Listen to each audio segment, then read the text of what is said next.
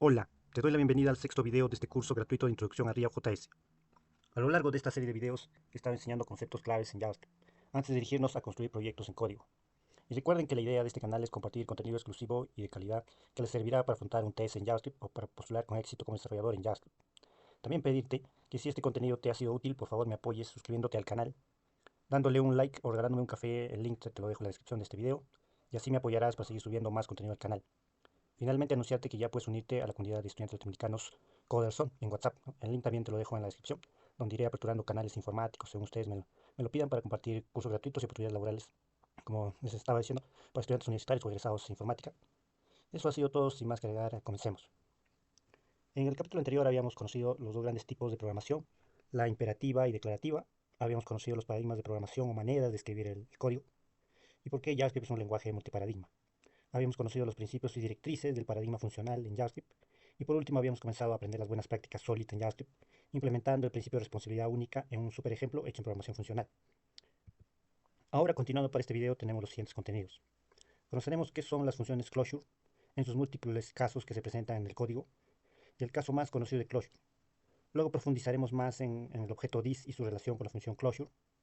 Posteriormente conoceremos el objetivo de todo lenguaje orientado a objetos. Finalmente llegó el momento de conocer los principios y directrices que rigen al paradigma orientado a objetos en JavaScript, por lo que veremos como parte final de este capítulo cómo se implementa el principio de responsabilidad única en un super ejemplo hecho en programación orientada a objetos. Un closure en JavaScript es solo una función que, como puede suceder en el código, se puede crear en un contexto global, o en un contexto de función, o en un contexto de bloque. Lo que la distingue de otras funciones es que es una función que utiliza variables de su ámbito padre y que siempre tiene acceso a estas variables. Incluso tenemos el caso más conocido de closure, donde la función closure tiene acceso a las variables de la función padre, donde se crean, ¿no? Incluso después de que esta función padre se terminó de ejecutarse. Ahora que ya vimos la teoría, pasemos a la práctica, a conocer qué es una función closure mediante algunos ejemplos. Voy a crear un nuevo proyecto. La vamos a llamar JavaScript 6.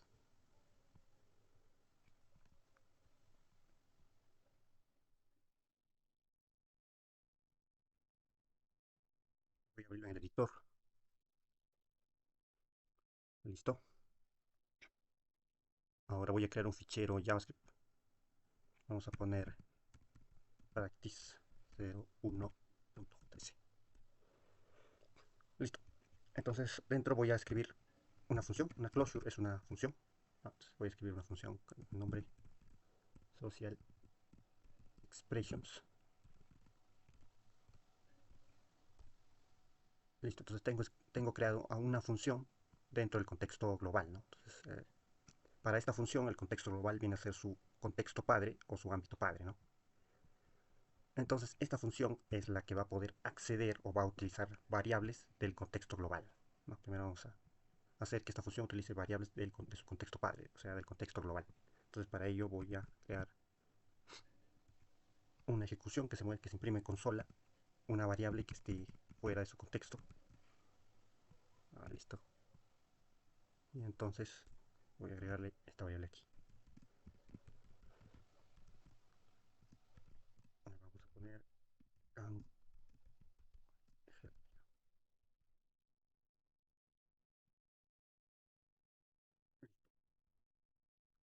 voy a imprimir esto para que se pueda ver.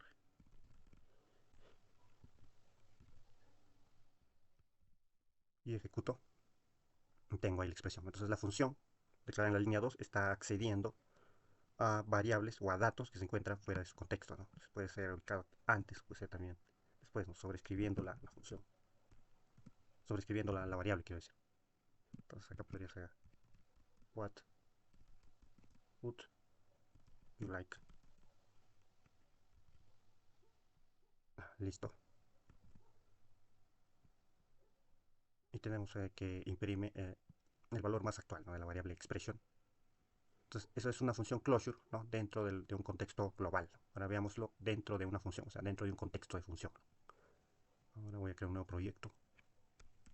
Voy a poner practice 02.js.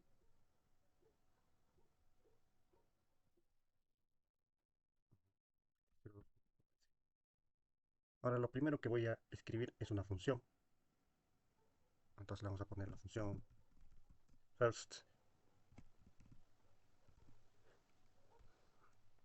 Ya creé entonces el contexto de función y dentro va a ir nuestra función closure. Entonces aquí que vaya nuestra función closure, vamos a hacer con el mismo nombre, social expressions. No va a tener parámetros porque los parámetros lo va a recibir de un contexto externo. Y que sea expression. Listo. Entonces ahora expression le va a venir de una variable let expression. Está declarada dentro del contexto de función, ¿no? Va a ser la misma frase que estaba en el otro ejemplo. Por último ejecutamos la función. Para que se pueda imprimir tenemos que obviamente ejecutar la función first, ¿no? Para que se pueda ejecutar todo lo que está dentro de la función. Entonces, ahora sí podemos ejecutarlo y vemos los resultados, ¿no? Que la función closure declarada en la línea 3 está utilizando, está accediendo a una variable que está fuera de su contexto, ¿no? Que está ubicada exactamente en su contexto padre, ¿no? O sea, está dentro de la función first, ¿no? Entonces está pudiendo acceder a esa variable. Ahora vemos otro ejemplo donde la función closure va a estar dentro, ya no de un contexto de función, un contexto global, sino va a estar dentro de un contexto de bloque. O sea, vamos a crear un bloque de código y dentro de ese bloque de código va a estar nuestra función closure. Ahora vamos al ejemplo.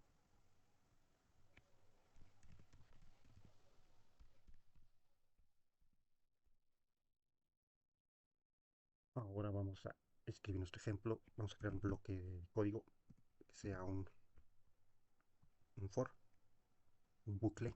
Vamos a escribir bar, coma, y empieza desde 1 y que sea menor de 5 que haga las iteraciones y que en cada iteración aumente el valor de i. Ya, ¿qué es lo que va a hacer? ¿Qué es lo que se va a repetir? Va a ser una función setTimeout, que va a ser nuestra función closure en este caso. Ya, nuestra función setTimeout sabemos que recibe dos parámetros, ¿no? Es una función asíncrona, como ya habíamos visto anteriormente. Y entonces esta función asíncrona recibe una función como parámetro y luego un tiempo, ¿no? Es 1000 milisegundos en que se va a ejecutar esta función.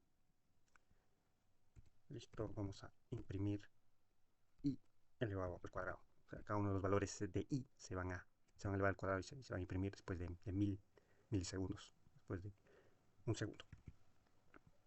Entonces guardo. Esperamos y tenemos los resultados, ¿no? Entonces vemos que acá i debería empezar desde 1, ¿no? Se supone, ¿no? Que debería ser desde 1, tomar el valor de 1, tomar el valor de 2, tomar el valor de 3 y luego tomar el valor de 4, ¿no? Y elevarlos al cuadrado. Y eso no está sucediendo, ¿no? No está sucediendo. Pero si yo le pusiera let en vez de bar, guardara, esperaría y ahí tendría los resultados, ¿no? Entonces acá tengo mi función closure en la línea 2 que está accediendo a variables que están a un dato, a una variable que está fuera de su contexto. O sea, está accediendo al valor de i, ¿no? Aquí lo que sucede para la diferencia entre resultados entre let y var, ¿no? Ya obviamente que ya no utilizamos casi, solamente para este ejemplo vamos a utilizar var, ¿no? Pero obviamente que ya no utilizamos var, solamente utilizamos let y const para construir ya código más moderno. Entonces aquí el tema es que var, ¿no? Var siempre va a existir, ¿no? Habíamos dicho, siempre va a existir con el valor undefined, ¿no? Y habíamos dicho también que var siempre está tomando el valor más actual, ¿no? Entonces ese es el problema. Que var toma el valor más actual de la variable i y ese es el valor que está tomando esta función, ¿no? Esta función closure está tomando un valor de i, ¿no? Que se encuentra por ahí y que siempre está tomando el valor más actual. No es 1, no es 2, no es 3, no es 4, sino llega hasta 4, pero después se vuelve a sumar nuevamente y se convierte en 5, ¿no? Entonces de ahí ya no, ese es el último valor que tiene i, ¿no? Entonces con ese valor último de i es que se va a, ese es el valor que va a tomar esta función closure, ¿no? El último valor de i de su contexto externo. Entonces con eso es que va a hacer las operaciones. Por eso es que al hacerlo con var tenemos esos resultados. Nuevamente repito, esperamos un segundo y ya tenemos resultados, ¿no? En cambio con let tenemos resultados distintos, ¿no? Resultados correctos, ¿no? Que lo que nosotros queremos es que cada uno de estos valores de De ahí empieza desde 1 hasta el número 4, ¿no? Y lo vaya elevando al cuadrado. Entonces, eso sería una función closure dentro de un contexto de bloque, ¿no? De un scope de bloque. Ahora vamos a ver otro ejemplo, ¿no? Entonces, habíamos visto ya la diferencia, ¿no? Suele ser esto una pregunta, ¿no? Utilizada en alguna entrevista, ¿no? Para buscar un programador en JavaScript, ¿no? Ver cuál es esa diferencia y por qué se da esa diferencia entre usar let aquí y usar var, ¿no? Ahora pasemos a un ejemplo. Ya me parece que con estos ejemplos ya estaban definida la primera parte de ejemplos, ¿no? De ver cómo es un closure dentro de un contexto global, dentro de un contexto de función y dentro de un contexto de bloque. Ahora pasemos a ver el ejemplo más conocido de closure, ¿no? Su definición más conocida es que es una función que retorna a otra función, ¿no? La cual puede acceder al contexto de su función padre y obtener información de ahí, ¿no? Entonces ahí tenemos, ¿no?, la función closure, que en este caso vendría a ser la función social expressions, ¿no? Igual que en los ejemplos anteriores. Esta es la función que va a ser retornada, ¿no? Una función que retorna otra función. Ahí podemos ver en la línea 7 que se está retornando esta función. Y también vamos a ver que esta función closure, ¿no?, la función social expression, es nuestra, bueno, en este caso el closure vendría a ser toda la función first, ¿no? Porque de acuerdo a la definición, una función que retorna a otra función, ¿no? Este es un caso, como les decía, un caso muy conocido de closure, ¿no? Entonces acá vemos que la función social expressions es la función que está tomando o está accediendo a variables que están fuera de su contexto, ¿no? No están dentro de la función, sino están dentro de su contexto padre, ¿no? En este caso el contexto padre de la función social expression es la función first, ¿no? Entonces está accediendo a variables que están dentro de la función first, ¿no?, como es la variable expression, ¿no? Entonces la está pudiendo utilizar, ¿no? Luego vemos en la línea 9 que ya se está ejecutando la función first, o sea, ya está desapareciendo, desaparece, ¿no? Se ejecuta la función first y desaparece, ¿no? O sea, al ejecutarse la función first desaparece todo lo que está dentro de su contenido. Entonces la función social expressions es lo que se guarda dentro de my favorite expression, ¿no? Porque se está retornando esa función en la línea 7. Entonces dentro de my favorite expression se guarda la función social expression, ¿no? Entonces luego en la línea 10 se ejecuta la función my favorite expression, que vendría a ser la función social expression, la que se ejecuta en la línea 10, y se ejecuta y busca este valor, busca, o sea, para que lo imprima, busca expression, ¿no? Pero como ya no existe porque la función first ya se ejecutó, entonces lo que tiene, esa peculiaridad que tiene la función closure, es que esta variable expression la va a poder obtener, ¿no? Porque siempre va a estar guardada. O sea, la función first desaparece, pero guarda o hace que la variable expression se guarde para que la pueda utilizar la función social expressions, ¿no? Entonces, este es un ejemplo más conocido de closure, y acá lo podemos ver en la derecha, ¿no? Ya un código más reducido, ¿no?, para poder ver que ahí retorna la función. La función closure es la función que está en la línea 4, que se está retornando y que está imprimiendo una variable que está fuera de su contexto, ¿no? Incluso se puede volver a reescribir y nuevamente seguimos obteniendo el valor más actual, ¿no?, de la variable let, o sea, el valor what would you like. Y así sería. Acá en la línea 8 se está ejecutando la función first y se está guardando dentro de my favorite expression la función closure, ¿no? O sea, la que está en la línea 4 se está guardando dentro. Y luego dentro de my favorite expression, en la línea 9 quiero decir, se está ejecutando esta función. Y nos está dando el valor what would you like imprimido. Eso lo vamos a ver en un ejemplo. Ahí pasemos al código.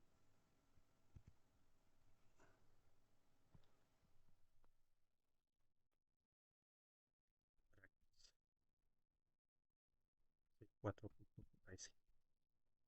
El caso más conocido de función closure, ¿no?, es una función, ¿no?, que retorna otra función.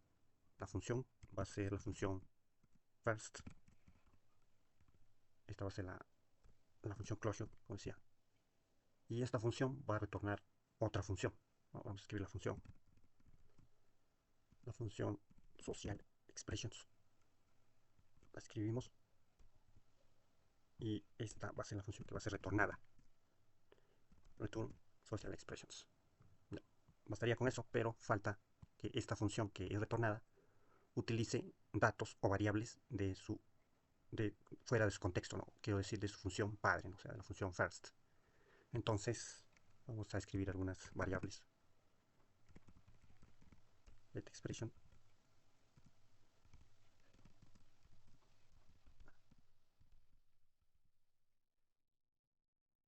Luego la función la va a poder. Podemos agregar a esta función que va a ser retornada otra variable. O sea, darle una respuesta a esa expresión. Luego dentro vamos a concatenar tanto la variable que viene fuera del contexto de esta función, o sea, expression,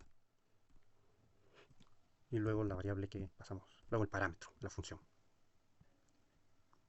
Ahora vamos a poder, para poder ver los resultados, primero vamos a ejecutar, guardar dentro de una función, la función myFavoriteExpression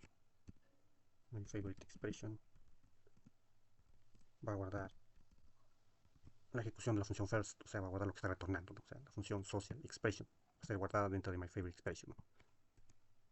Entonces luego vamos a ejecutar myFavoriteExpression, que es igual a ejecutar socialExpression, ¿no? Es igual. Entonces esta función va a recibir como parámetros una respuesta, habíamos dicho, ¿no? Una variable, un parámetro response. Entonces va a tener como parámetro un string, un texto. Vamos a poner de esta manera. Y ya estaría con eso.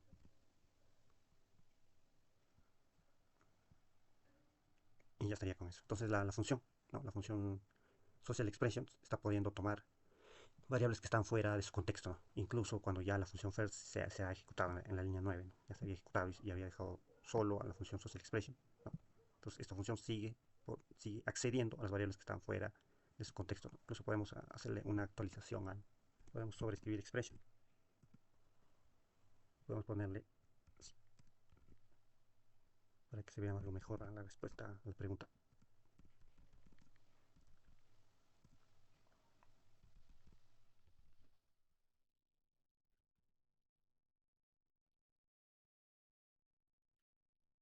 Y ahí tendríamos el resultado. Esto, como habíamos dicho, se puede simplificar mucho más, ¿no? Haciendo que se retorne directamente la función. Bueno, esto lo ponemos aquí. La función la podemos dejar así nada más, o la podemos convertir en una función flecha, ¿no? Para ya no para una función que ya no tenga un nombre, una función anónima. No se puede quedar así nada más. Listo, esto ya lo podemos borrar, entonces ya el retorno. Como se está retornando, este código aquí ya está muerto, ¿no? Ya no se utiliza. Entonces tal vez lo podríamos llevar líneas más arriba para que no quede inutilizable.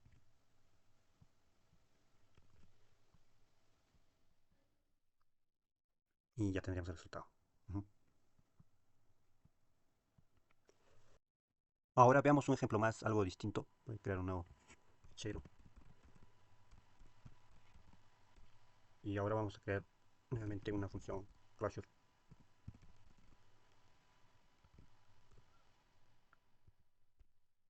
Va a retornar otra función. Esta vez va a ser una función ya directamente una función anónima. Va a retornar una función anónima que va a imprimir, no, va a imprimir una variable que está fuera de su contexto. En este caso le vamos a poner let sea one con un valor de 0. Ya, y que imprima la suma. Vamos a sumarle 1 a esa variable y que imprima esa suma. Y ahora vamos a crear nuestra función closure mediante la ejecución de first, ¿no? Sabemos que first nos va a devolver nuestra función closure, o sea, la función escrita en línea 3, ¿no? Esta función que está utilizando variables que están fuera de su contexto. Entonces ya tengo mi primera función closure, una función first text, y vamos a ejecutarla. First text, lo ejecuto. Y ahí tendría, ¿no? Que se suma 1, luego el 0, y luego puedo seguir ejecutando mi función closure. Nada más. Ahora estoy. Ahora sí. Y ahí tendría, ¿no? Y almacena el valor de 0 y luego lo va aumentando en cada ejecución. Ahora podemos crear otra función closure. Le vamos a poner en este caso ccontest. Va a guardar nuestra función closure, nuestra función anónima. Y luego también lo vamos a ejecutar.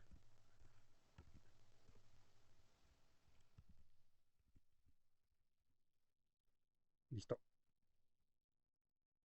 Ahora veamos los resultados. Listo, entonces tenemos que los resultados son aparte, no son resultados, cada uno tiene sus propios resultados, ¿no? Primero tiene uno 2 3 y 4, ¿no? Y el otro también tiene uno 2 3 y 4, ¿no? Entonces cada una de estas closures manejan su propia información, manejan su propio valor de let, que comienza desde cero y se va incrementando. Podemos seguir definiendo más funciones, escribiendo más funciones closure. La diferencia se encuentra en el momento de utilizar this, ¿no? En vez de usar one. Hemos dicho que this, ¿no? Hacía referencia al objeto, el objeto más cercano, ¿no? En este caso, si yo defino this aquí, no lo voy a buscar dentro de este contexto de función, pero como no hay, lo voy a buscar dentro del contexto global, ¿no? Entonces, si yo colocara this aquí, va a hacer referencia al objeto Windows, habíamos dicho. Entonces, dentro de ese objeto Windows podemos crear variables. Puede ser, en vez de usar let, voy a crear una variable one. Le voy a poner 0. Entonces le quito esto. Entonces, esta vez estoy utilizando una variable que está definida dentro del contexto global, ¿no? Y esa variable estoy aumentando 1. Entonces, ahora veamos qué sucede ahora, ¿no? Entonces vemos resultados distintos, ¿no? O sea, one es una propiedad que le estamos creando al objeto global this, ¿no? Objeto Windows ya tiene aquí una nueva propiedad que es la propiedad one, ¿no? Y con el valor de 0. Entonces, esta nueva propiedad es la que está cada vez incrementándose en 1, ¿no? Entonces cada una de las distintas funciones closure que creamos, ¿no? Ya empiezan desde ese valor, comienzan desde one igual a 0, luego se va incrementando, one ya tiene acá 1, y así sucesivamente hasta llegar a 8, ¿no? Entonces, ese sería el caso particular al momento de poder utilizar una closure junto con el objeto this. Ahora veamos un ejemplo, o sea, para terminar vemos un ejemplo ya más recreado, más hecho, acerca de qué es una función closure. Vamos al código, vamos a borrar esto, crear un nuevo fichero JavaScript. Vamos a construir un componente contador, un componente de paginado. Para ello, solamente con JavaScript y con HTML, para ello también voy a crear un fichero en HTML. Vamos a practice 6.html.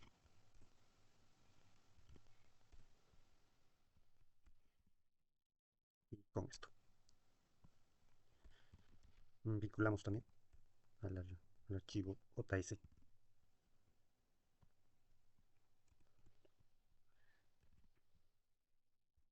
Ahora para mi componente contador, este paginado, voy a voy a hacerlo de esta manera, un párrafo donde se guarde el valor inicial de 0.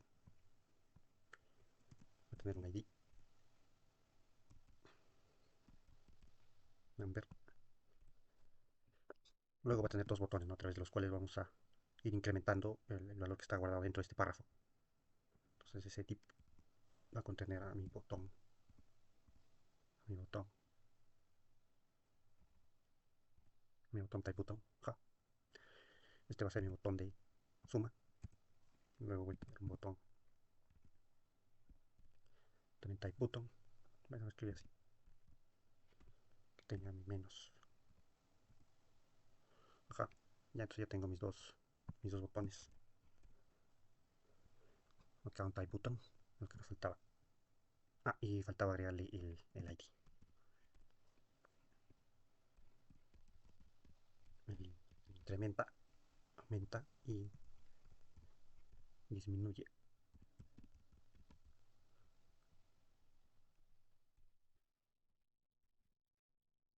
Listo, entonces ya estaría el HTML. Ahora vamos al JS. Aquí en el JS vamos a definir nuestra función que va a retornar nuestra función closure, ¿no? Función contador. Dentro vamos a usar let, pero en este caso vamos a usar this. Habíamos visto el poder que tiene this, ¿no? Y ya podemos usarlo this con el contador para que pueda manejar a la variable count. Luego vamos a decirle, en el caso que yo utilice la operación suma, ¿no? Vamos a darle una operación por parámetro. Y en el caso que yo tenga como parámetro a suma, se lo voy a pasar por parámetro esta la función counter. voy a pedir que en este caso se retorne esta función closure.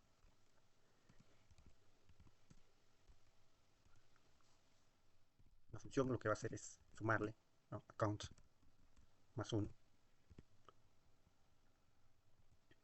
y luego le vamos a pedir que dentro de nuestro párrafo,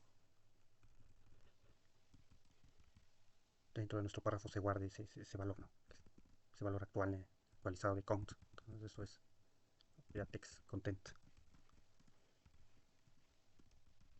count.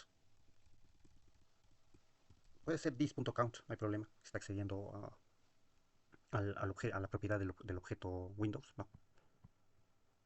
O puede ser solamente count, ¿no? Aunque siempre nos da una advertencia cuando se trata de utilizar count en vez de this.count. Ya. Ahora, después de eso, ese sería el caso en que operation sea igual a suma. Ahora, el caso en que operation sea igual a resta, con operador de igualdad estricta, que sea un string, resta, string resta. Y en este caso nos va a retornar esta closure, que lo que va a hacer es incrementarle, en este caso decrementar, ¿no?, decrementar en 1 account, luego que eso se guarde dentro del párrafo.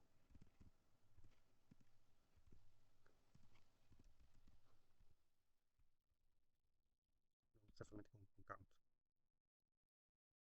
Y eso sería todo, ¿no? O sea, tenemos dos closures distintas en casos distintos, ¿no? En caso distinto de que sea sumas, tenemos esta closure, y en caso distinto que sea resta, tenemos esta closure. Ahora vamos a crear las funciones closure. Vamos increment, que va a incrementar, y por ende va a guardar la closure que incrementa, ¿no? O sea, closure suma. Luego tengo mi otra función closure decrement, que va a decrementar y por ende va a guardar nuestra función closure con el parámetro resta, ¿no? O sea, la función counter quiero decir con el parámetro resta, ¿no? Ajá, entonces ya tenemos nuestras dos funciones closure, la de incrementar y la de decrementar, ya definidas. Ahora le vamos a agregar un evento. Ese evento va a ser, claro, a los botones, ¿no? Primero al botón de incrementar, al botón increase, le vamos a agregar el evento add event listener. El evento click, que se ejecute la función increment, ¿no?, la función que va a encargarse de agregarle al párrafo el valor actualizado de count, el valor aumentado en 1 de count. Luego al otro botón también le vamos a agregar el evento, sería de crease, parece que es de crease, ja, es de crease. Aquí le vamos a agregar el evento también click, y al momento de que se haga clic se guarde dentro del párrafo el valor de count disminuido en 1, ¿no? O sea que uno va a aumentar en 1 y el otro va a disminuir en 1, ¿no? Como están manejando ambos el valor de la propiedad count del objeto global, ¿no? Entonces vamos a tener que uno va a sumarle y el otro le va a restar al valor original que teníamos en el párrafo, que era 0. Listo, y creo que me parece que con eso ya estaría completo. Voy a guardar esto. Ahora veámoslo. Vamos a levantarlo en el navegador. Y ahí tendría mi simple contador. La veamos. Veamos que le estoy aplicando a suma y lo va sumando, y resta lo tiene que ir restando. Y así se hace. Entonces ya tengo acá mi componente de paginado, mi componente contador utilizando Closure. Listo, entonces este sería el ejemplo final de Closure. Ahora pasemos a... Esto lo voy a cancelar. Y ahora pasemos a las diapositivas.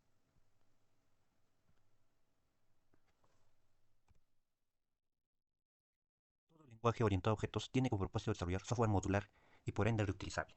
Un software modular es un sistema de software subdividido en módulos o componentes más pequeños e independientes. Por ende, estos componentes tienen que ser reutilizables. El lenguaje orientado a objetos se inclina a desarrollar un software modular por las siguientes ventajas que nos provee un software modular, que son la facilidad de desarrollo, que permite a los desarrolladores trabajar en módulos específicos, ¿no?, de forma independiente. Entonces, cada módulo, cada componente es independiente y su desarrollo se hace también de manera independiente, lo puede hacer solamente un desarrollador encargado de hacer solo una tarea dentro de todo el proyecto. La facilidad de mantenimiento. Ante un problema o error es más fácil identificar y solucionar el problema en un módulo específico en lugar de buscar en todo el código, lo que ahorra tiempo y esfuerzo. Dado que cada módulo es un componente independiente y está encargado de realizar una tarea específica, el error se encuentra dentro del módulo que está encargado de realizar esa tarea, ¿no? De la cual queremos cambiar o queremos solucionar algún problema que se encuentre dentro de ese componente. La flexibilidad. Deseándose realizar cambios en un módulo se puede realizar sin afectar otras partes del software. Esto es debido a que cada componente es independiente y por tanto no genera, hacer modificaciones dentro de un componente no va a generar impactos dentro de otras partes del software, ¿no? La reutilización. Los módulos se pueden integrar en diferentes proyectos o sistemas. Esto responde a lo que decíamos, ¿no? Que el lenguaje orientado a objetos busca desarrollar software modular y por ende reutilizable. Entonces lo que se busca es reutilizar, una vez creados estos componentes, poder nuevamente acoplarlos, utilizarlos, ensamblarlos en diferentes proyectos o sistemas. Y por último, nos permite la escalabilidad. Ante los cambios en la empresa y el tiempo, se crean y eliminan módulos sin afectar otras partes del software, ¿no? Esto es debido a que, como decíamos, cada componente es independiente. Entonces podemos hacerle los cambios pertinentes y nuevamente ensamblarlo en distintos proyectos, volverlo nuevamente a utilizar, ¿no? Entonces de esa manera se puede también eliminar componentes para poder ir cambiando la estructura del software, ¿no? A medida del tiempo. Podemos ir eliminando estos componentes y no va a generar ningún impacto en otras partes del software, debido a que los componentes, como decíamos, son independientes. Entonces, el propósito del lenguaje orientado a objetos es desarrollar, como decíamos, software modular y por ende reutilizable. Entonces, para conseguir su propósito, debe cumplir mínimamente con dos propósitos: que proporcione las herramientas para desarrollar software modular y reutilizable, ¿no? Y que tenga la capacidad para modelar problemas a través de objetos. Ahí es donde está su nombre, lenguaje orientado a objetos, el uso de objetos para poder desarrollar el software modular y reutilizable que buscamos. JavaScript cumple con los requisitos mínimos y, como todo lenguaje orientado a objetos, parte de la abstracción, que es modelar problemas a través de objetos, y para que pueda hacerlo posee una serie de características que debe cumplir, ¿no? Tenemos la asociación, que un objeto tiene la capacidad de utilizar o interactuar con otro. Tenemos la agregación, un objeto tiene un grupo de otros objetos y sirve como contenedor o colección, mientras que los componentes pueden existir como unidades individuales sin el contenedor y pueden vincularse a varios contenedores al mismo tiempo. Entonces cada uno de estos componentes se pueden ensamblar en distintas unidades, en distintos contenedores, ¿no? Cada uno de los componentes son independientes. Y luego tenemos la composición, es un tipo específico de agregación, donde el componente solo puede existir como parte del contenedor y no como una unidad independiente, ¿no? O sea, tenemos un objeto que está compuesto o está ensamblado por distintos métodos, lo que en la práctica se conoce como componer un objeto, ensamblando en el interior del objeto distintas propiedades y distintos métodos, ¿no? Que van a ser de componentes, y así vamos a construir un objeto. Ahora veamos algunos ejemplos en donde vamos a ver estas características que cumple JavaScript, ¿no? Para poder modelar problemas a través de objetos.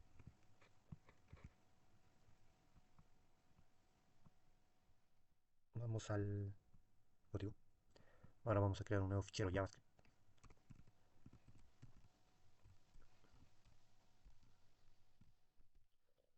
Listo. Tenemos una aplicación de red social donde encontramos una entidad usuario que podemos modelar a través de objetos. Para ello partimos de la abstracción de la entidad usuario. Partimos abstrayendo todas las propiedades y acciones que puede realizar un usuario dentro de los límites del software de red social. Entonces voy a crear una clase usuario para poder modelar esta entidad.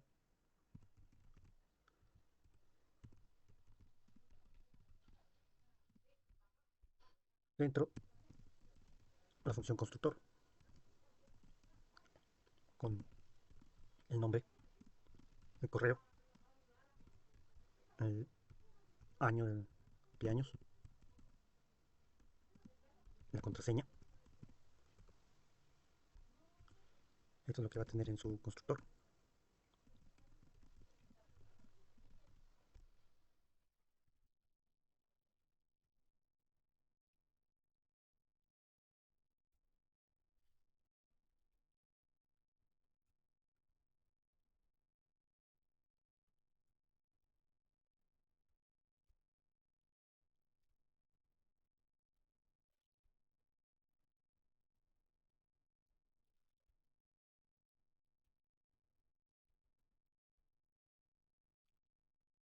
Luego podemos crear un método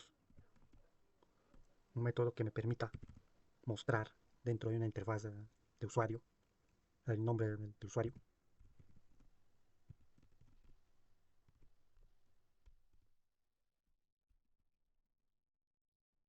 este método vamos a poder acceder al nombre del usuario. Tenemos otro método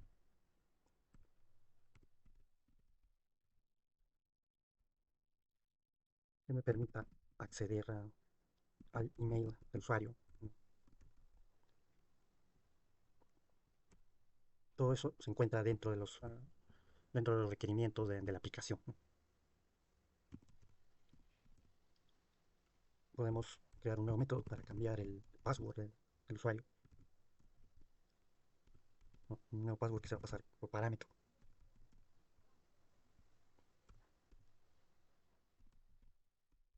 Y sobreescribir password. Podríamos tener otro método para mostrar la edad actual, ¿no? Pues dentro de alguna interfaz de la aplicación queremos mostrar la edad del usuario, podemos hacer. Entonces voy a primero traerme la ficha actual.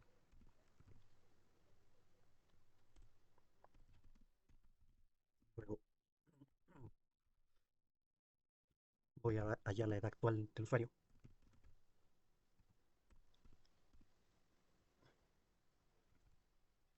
Accedo al año actual y lo resto con el año de nacimiento del usuario, ¿no? Que ya lo teníamos como una propiedad. Entonces ya tengo cómo mostrar la edad actual del usuario, cómo puede cambiar el password, que muestre el nombre del usuario, que muestre su email, ¿no? Todo esto se hace dentro de la aplicación de red social. Vamos a crear entonces ahora instancias, nuevos objetos a partir de esta plantilla, a partir de este modelo. Puede ser el primer usuario, un objeto, un primer usuario que obviamente va a tener sus propiedades, nombre, full name, puede ser Gans, un mail, puede ser jan@oracle.com, un año de nacimiento puede ser, y puede ser un password, y podemos hacer que se imprima eh, este objeto, ¿no? Y vamos a ver que toma todas las propiedades de la plantilla. Ya estamos abstrayendo un usuario dentro de una red social. Bueno, aquí ponerle. uh, Ya lo tenemos, ¿no? Un objeto formado a partir de una plantilla, a partir de extraer, ¿no? Abstraer la entidad usuario dentro de una aplicación de red social. Ahora podemos ejecutar también un método. A ver, método show para que muestre la edad.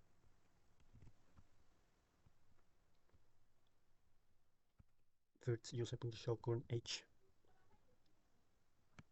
and define it. Bueno, no habíamos retornado, me parece. No habíamos retornado la edad actual. Uh -huh. Ahora sí se va a poder imprimir, ¿no? Aquí ya está retornado.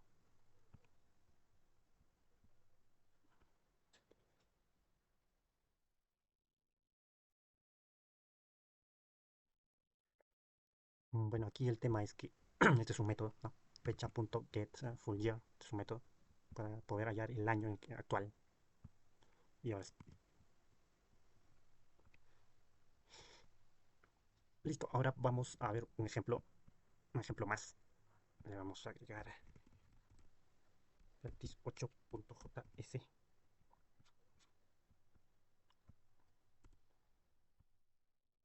Veamos la asociación.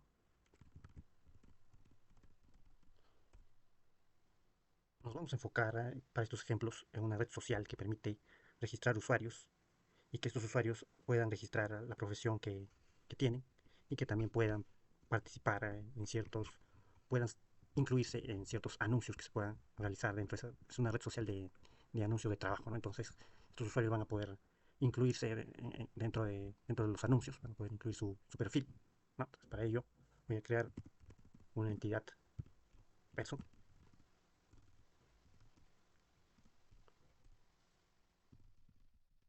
Estoy modelando mediante objetos, la entidad person. Entonces le damos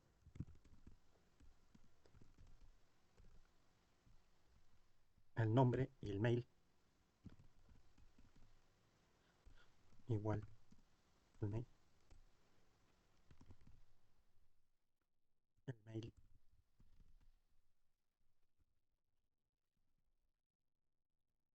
Y esto sería la entidad person. Esto sería un usuario que se registra por primera vez a la red social, ¿no? Con su nombre y su email. Luego, posteriormente, el usuario puede agregar a su perfil profesional. Entonces, se crea otra entidad, la entidad profesión. Vamos a modelar clases, un constructor.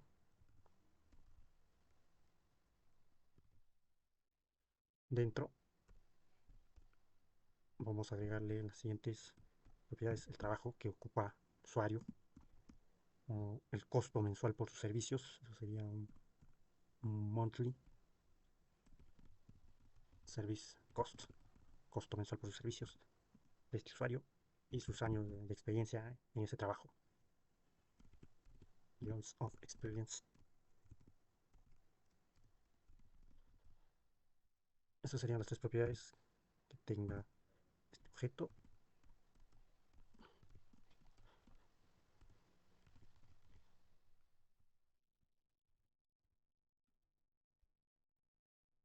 Monthly service cost.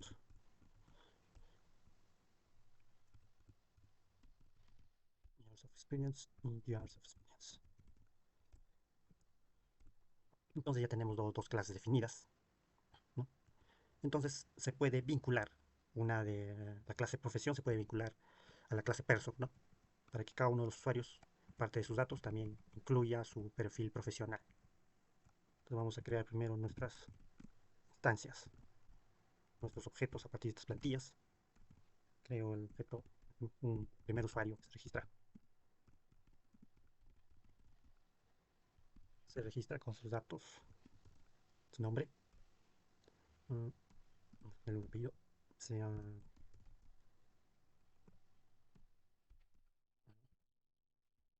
mail, oracle.com. Luego voy a crear un objeto a partir de la plantilla profession, first profession.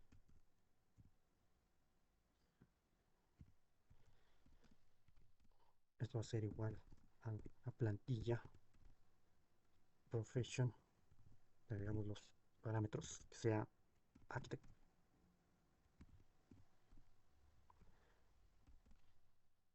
con un costo mensual de 4.000, años de experiencia 5. Entonces, como decía, se puede vincular o puedes utilizar la clase usuario, el primer usuario, el first user, puede utilizar o vincularse con profesión, ¿no? Para que pueda agregarse a cada usuario su perfil profesional. Entonces, decimos firstuser.profession, va a ser igual. Creamos un nuevo campo dentro del primer usuario, ¿no? Dentro del usuario creamos un nuevo campo que es profession, que va a incluir a la profesión. Entonces, si es que lo imprimimos,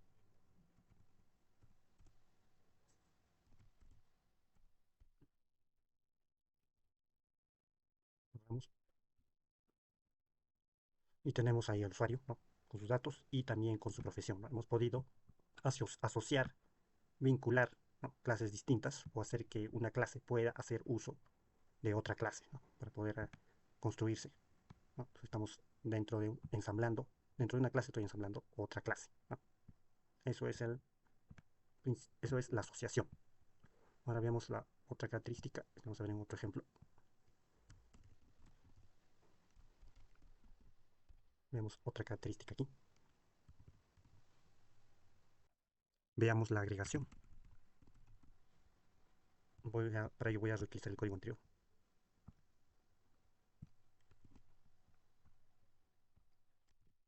Listo, lo tengo. Ahora voy a crear una nueva entidad dentro de mi aplicación, que vendría a ser la entidad de los anuncios, ¿no? Dentro de los cuales se van a asociar, entre los cuales se van a agrupar a los usuarios. Este va a ser un anuncio. Announce. Ment, ja. Esto va a tener las siguientes propiedades. Tenemos un título de anuncio, la compañía que busca el personal y la posición del profesional. Tenemos title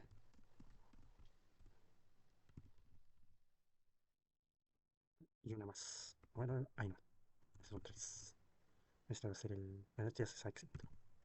Esta es la compañía,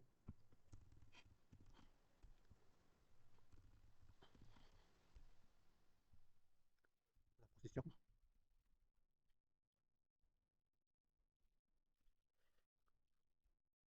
Y dentro de esta clase se van a agrupar los distintos profesionales y por ello voy a crear una nueva propiedad que se va a hacer los aplicantes a este anuncio.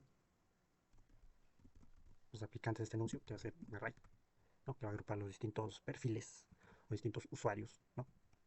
que, que cuentan con la profesión que se busca, ¿no? Además de otros requerimientos, tal vez que esta explicación fuera un poco más compleja. Es algo sencillo lo que estamos haciendo. Listo. Voy a agregar un método ahora para agregarlo a los aplicantes. Add applicant, applicant, add applicant, para que tenga le pasamos por parámetro al aplicante. Le decimos this.applicants. Punto, guardamos dentro de este array al aplicante pasado por parámetro. Listo, y ya lo tenemos. Entonces podemos crear esta primer objeto a partir de esta clase. El primer anuncio va a ser first announcement igual a new announcement, que va a tener los siguientes parámetros. Yo necesito un arquitecto, que sea la compañía, es la compañía mundial GR.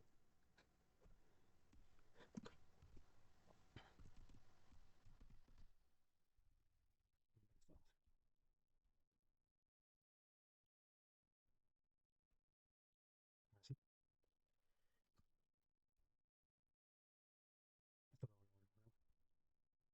Entonces ya podemos tener el primer objeto nacido de esa clase. Es decir, que se puede mostrar en consola.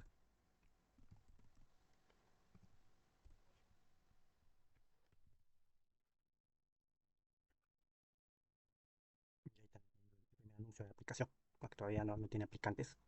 Todavía no le hemos añadido un aplicante, le vamos a añadir.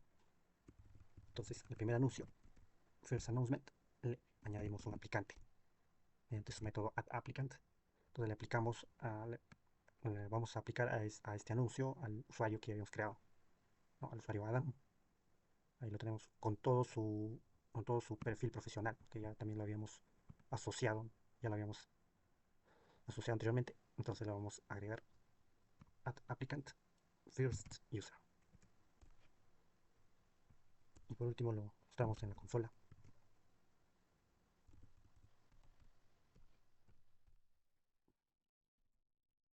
para que se muestren ahora esos cambios.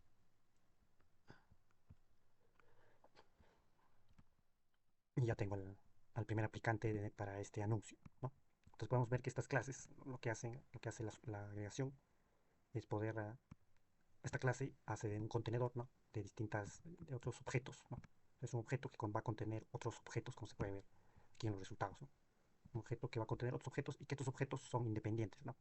Porque este es el primer anuncio, ¿no? A partir de esta plantilla yo voy a crear el primer anuncio, puedo crear un segundo anuncio y dentro de ese segundo anuncio pueden ir sin problemas ensamblados este usuario, ¿no? Este usuario puede ir ensamblado sin problemas en ese otro anuncio o en otro anuncio cualquiera, ¿no? Entonces son unidades independientes, cada usuario son unidades independientes que se van a poder ensamblar dentro de otros objetos, y en este caso sería dentro de objetos nacidos de la clase anuncio, ¿no? Eso es lo que es la agregación. Ahora pasemos a la siguiente característica.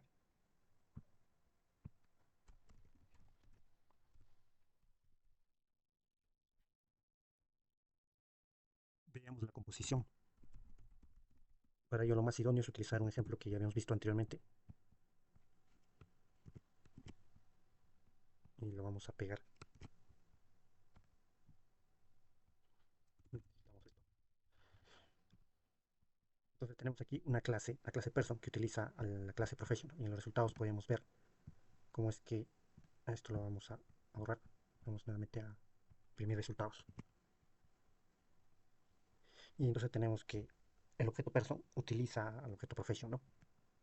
Entonces el objeto profession es un componente del objeto person, ¿no? Es un componente que solo puede existir dentro del objeto person, ¿no? No tiene vida fuera de este objeto, ¿no? O sea, no es un componente independiente, ¿no? Dado que este componente es específico para cada usuario, ¿no? O sea, este perfil profesional es específico para cada usuario de esta red social. Ahora, entonces, como habríamos terminado las tres características que tiene JavaScript para poder modelar problemas a través de objetos. Ahora pasemos a las diapositivas. En la composición lo vamos a ver más adelante en un ejemplo. Vamos a ver ya un ejemplo mucho mejor implementado, ¿no? Pero consiste en, como decía, en componer, ¿no? A través de componentes, ¿no? Ir componiendo este objeto a través de componentes, y cada uno de sus componentes son dependientes, ¿no? No son unidades independientes, sino son unidades dependientes que solo tienen sentido cuando están acopladas, ensambladas dentro de este objeto. Ahora vamos a diapositivas.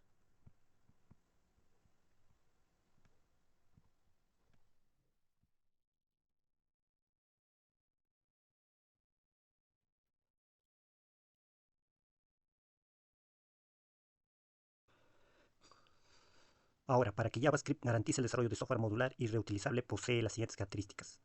La encapsulación es la capacidad que tiene un objeto de ocultar ciertos datos y métodos internos y exponer solo los necesarios. Esto garantiza que el código externo no puede alterar el código interno de un objeto. La herencia es la capacidad de crear otras nuevas clases a partir de otras clases ya existentes. Su principal ventaja es la reutilización del código, que es lo que busca el software modular. Si quieres crear una clase ligeramente diferente a una ya existente, no hay necesidad de duplicar el código. En su lugar, extiendes la clase existente y colocas la funcionalidad adicional dentro de la subclase resultante, que hereda los datos y métodos de una clase padre. El polimorfismo nos permite redefinir un método en una clase hija para que establezca la suya propia. Esto se logra sobreescribiendo en un método de una clase heredada. Ahora veamos estas tres principales características de JavaScript que le van a permitir desarrollar software modular y reutilizable. Veámoslo con unos ejemplos en código. Para ello vamos al código. Voy a crear un nuevo fichero. Aparece.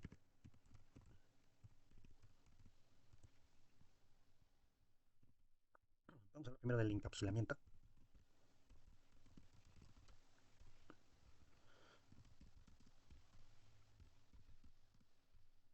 Voy a crear mi clase user. Puedo escribir su constructor. Y como lo vimos en los ejemplos anteriores, tenga full name, un mail.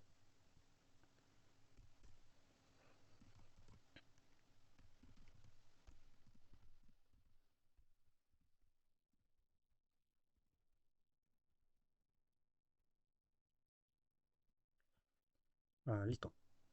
Le podemos dar un action. Lo vamos a dejar un método acción. Lo vamos a dejar por el momento vacío. Esto, bajamos un poco. Entonces tengo dentro de esta clase la información encapsulada, ¿no? O sea, yo no puedo acceder, por ejemplo, al mail, al full name, ¿no? Si yo intento acceder a estos elementos de la forma cotidiana.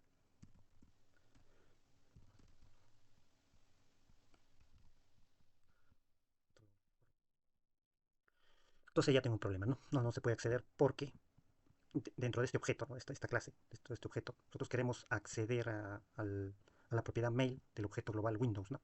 Como no tiene esa propiedad, le dan defined, ¿no? Entonces, en realidad no estamos accediendo al objeto al objeto dis de este contexto de función, ¿no? No, si no estamos accediendo al objeto dis del objeto global Windows, ¿no? Entonces, no hay forma de poder acceder de esta manera, ¿no? Entonces toda la información que está dentro se encuentra encapsulada, ¿no? Y mucho menos si nosotros le ponemos así, ¿no? Porque esto no existe, ¿no? No hemos definido dentro del texto global algo similar a esto, ¿no? En ese caso sí me daría algo, ¿no?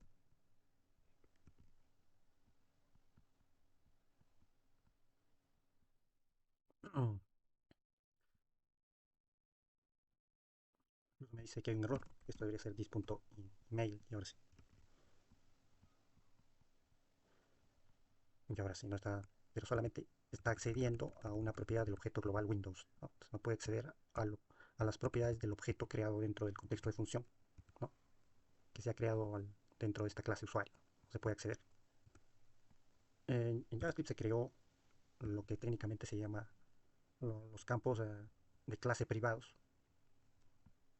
Vamos a, eso se, o sea, yo puedo crear una propiedad, puedo hacer que una propiedad sea privada,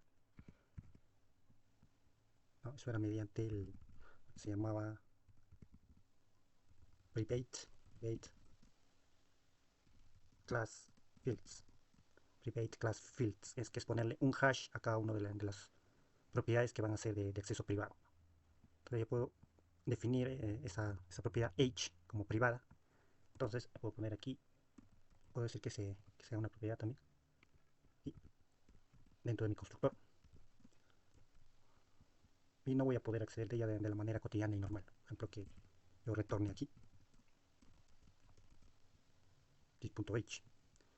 Esto lo tendría que crear una instancia, un objeto a partir de esa función. El usuario.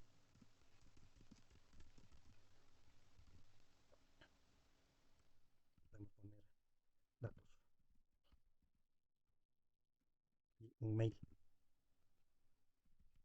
Sea user one arroba com. Similar esto. Yo le digo que se prima esto. El first user, pero invocando a su método action.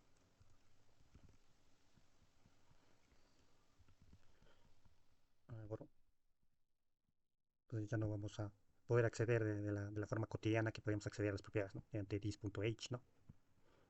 Entonces, para poder acceder, nuevamente tenemos que utilizar el hash. Entonces, ahora sí ya podemos acceder a este campo privado, a este dato o propiedad privada que tiene esta clase. Entonces, ahora sí, tenemos estos datos, ¿no? Entonces, se pueden dar que algunos datos pueden permanecer privados al definirse dentro de una clase. Ahora veamos un ejemplo de herencia. Para ello voy a crear un nuevo fichero.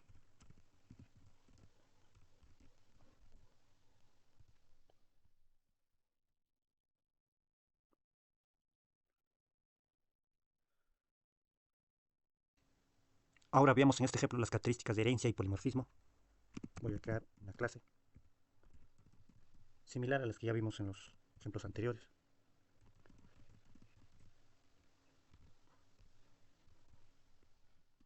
Tenga un nombre,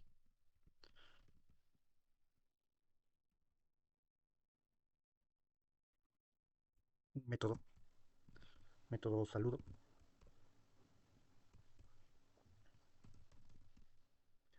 Le vamos a pedir que nos retorne a la persona haciendo el saludo.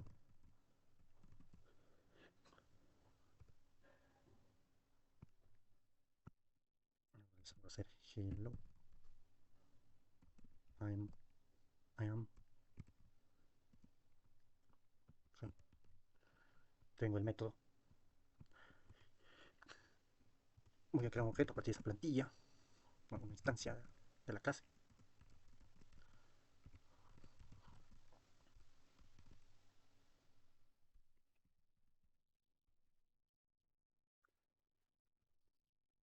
Y le voy a decir que se imprime tanto el objeto con su método de saludo. Ahora veamos. Ya lo tenemos ejecutando un método de la clase person. Ahora voy a heredar, ¿no? A partir de esta clase person, que va a ser a partir de ahora nuestra clase padre. Voy a crear una clase hija a partir de esta clase. Va a ser una clase programador, ¿no? Que es una persona. Entonces mi clase programador se extiende de clase person y dentro puedo definir mi constructor.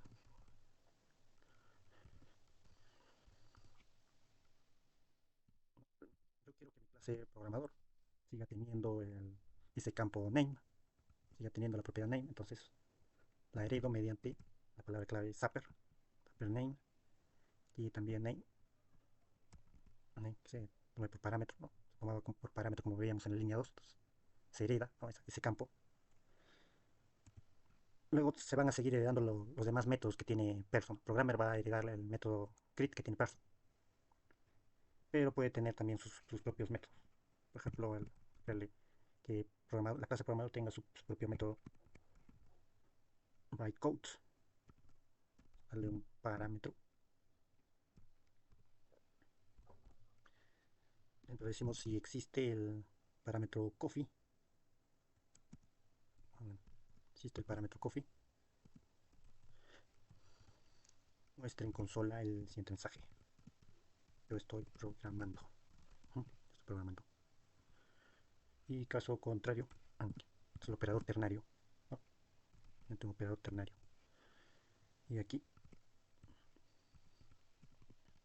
I can't, una coma. Yo no puedo, no tengo café. Algo similar a este string. Entonces sería eso si es que existe coffee, que se imprima yo estoy programando, y en caso contrario se imprima no puedo, no tengo café. Entonces ya tiene un método propio, ¿no? Voy a definir un método propio dentro de la clase programmer y lo puedo crear una instancia ya de un objeto a partir de mi clase programador. Puede ser así, programmer en minúscula.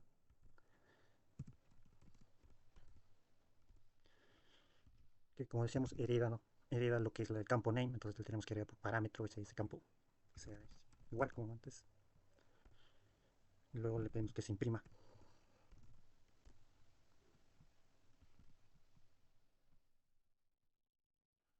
Y ahí tenemos nuestra propia clase programadora, ¿no? Que hereda de perso, ¿no? Solo estamos viendo ahí el constructor nada más, porque todos los demás métodos están dentro del prototipo, ¿no?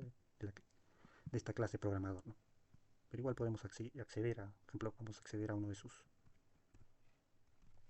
métodos que lo habíamos creado solamente para, bueno, solamente para programador.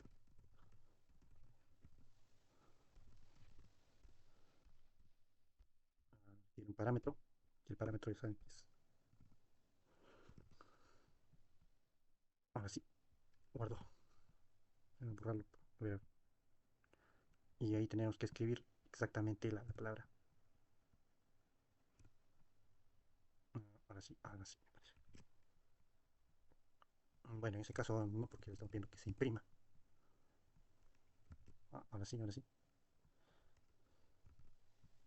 Esto,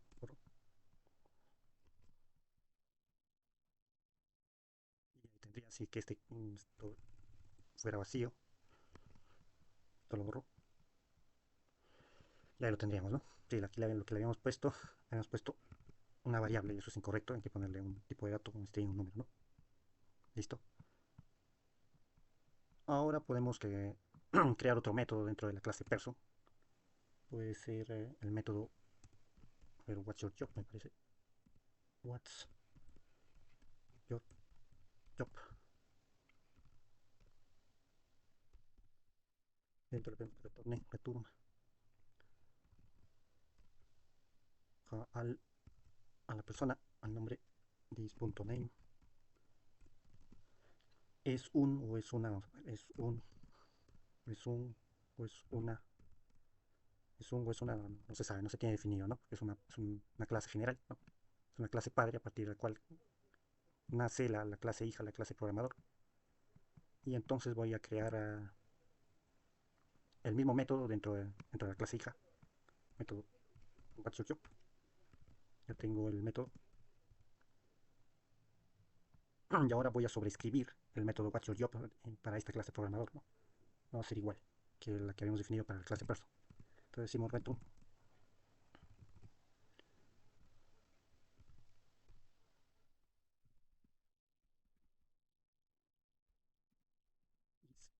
o es un o es una programadora. Es un programador o es una programadora.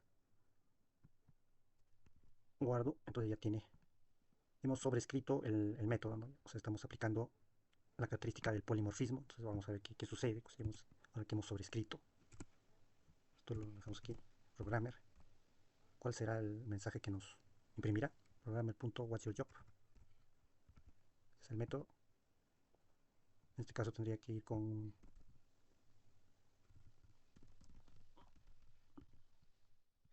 para que se pueda apreciar la respuesta. Programmer.what's-your-job. Bueno, acá es con sole. Sole.log, ¿no? Sole. Y ahí tenemos, ¿no? Que, o sea, la clase What's Your Job es sobreescrita, ¿no? Esta se hereda de la clase al momento de extenderla, ¿no? Aquí, en la línea 17, se hereda de la clase person, ¿no? La clase programador, gracias a la línea 17, hereda, ¿no? De person también el método What's Your Job, pero aquí en la línea 26 lo estamos sobreescribiendo. Estamos sobreescribiendo y nos está aceptando. Entonces, también tiene esa característica del polimorfismo de poder sobreescribir los métodos que nosotros habíamos definido en nuestra clase padre. La podemos sobreescribir en las clases hijas que nosotros creamos, ¿no? Y eso sería los principios, las características de herencia y polimorfismo. Ahora pasemos a las diapositivas. Me parece que ya esta sería la última diapositiva. Entonces pasemos a ver un ejemplo que había hecho en el paradigma orientado a objetos, ¿no? Aplicando el principio sólido de responsabilidad única. Lo vamos a hacer con el ejemplo de la anterior clase, el anterior video, ¿no? En el cual habíamos hecho un programa sencillo que resuelve una ecuación de primer grado, ¿no? Mediante el paradigma funcional, y ahora lo vamos a hacer mediante el paradigma orientado a objetos. Entonces voy a crear un nuevo fichero ya para comenzar. Y también voy a necesitar un fichero HTML, practice13.html. Creo una plantilla HTML y ahora lo que voy a necesitar, como en el ejemplo anterior, voy a necesitar un input, un type text, dentro del cual voy a hacer que se escriba la ecuación. Bueno, aquí todavía le faltó el ID. Bueno, que tenga un ID, que su ID sea equation, ID equation, y ya me parece con eso. Listo, un ID, un type text, ID equation.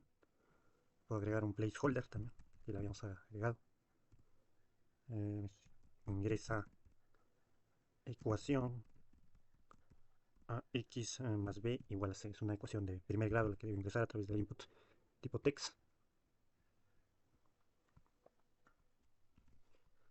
Listo. Luego voy a necesitar un botón, ¿no? Para que pueda resolverse la ecuación. Un tipo button. Y que vamos a poner solve. Que pueda resolver la ecuación. Podemos agregar hr.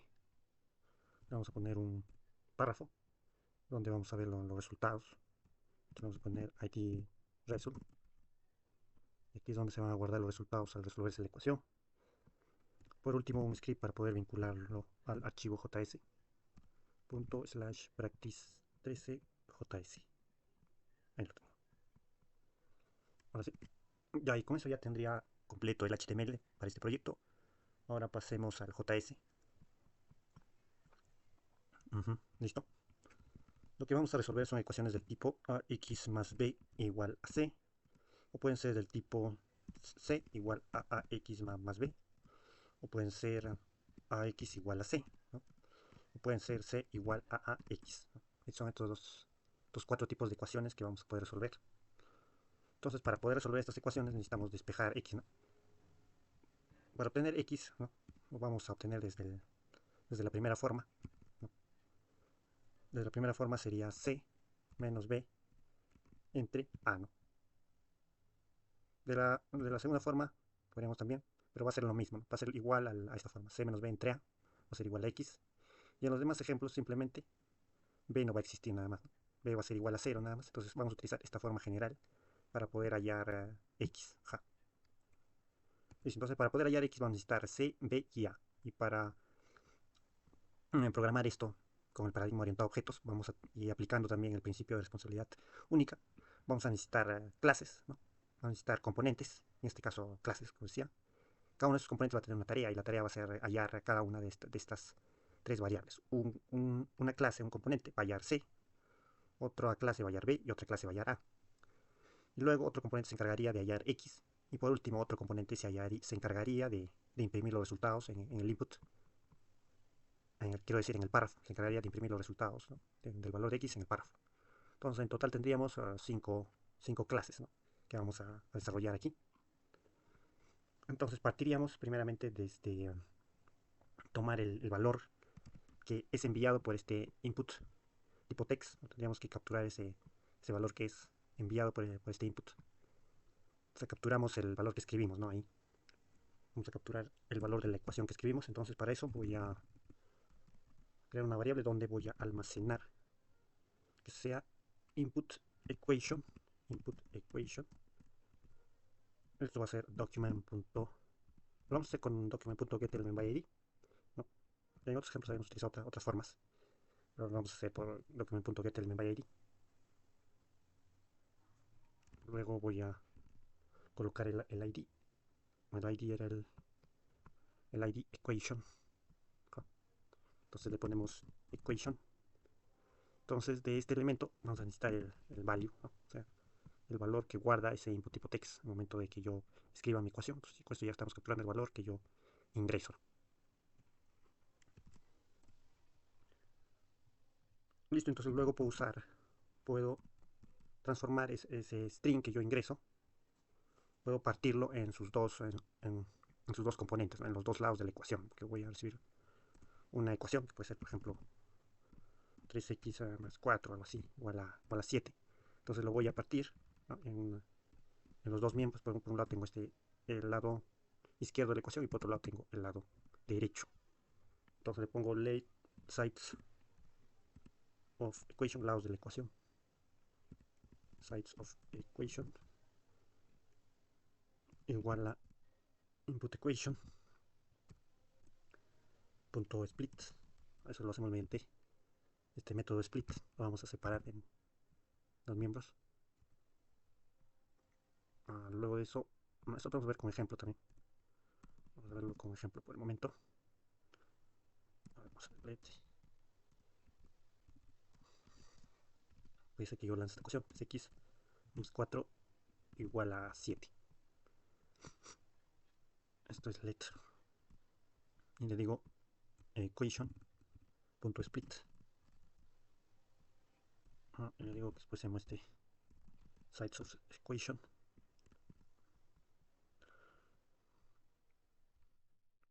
Bueno, esto, como todavía no estamos usándolo, lo voy a comentar.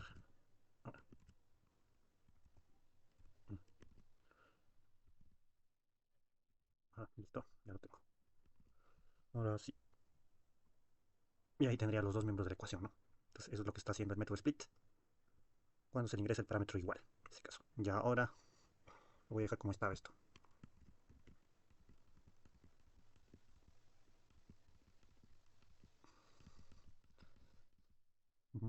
Listo, input equation.split. Y ya tendría los lados de la ecuación. Entonces, esos lados de la ecuación, ese array que estamos viendo aquí, es lo que vamos a utilizar, ¿no?, para las clases. Ahora vamos a crear entonces cada una de las clases. Empezaríamos por la primera clase, la clase class first. Definimos su constructor.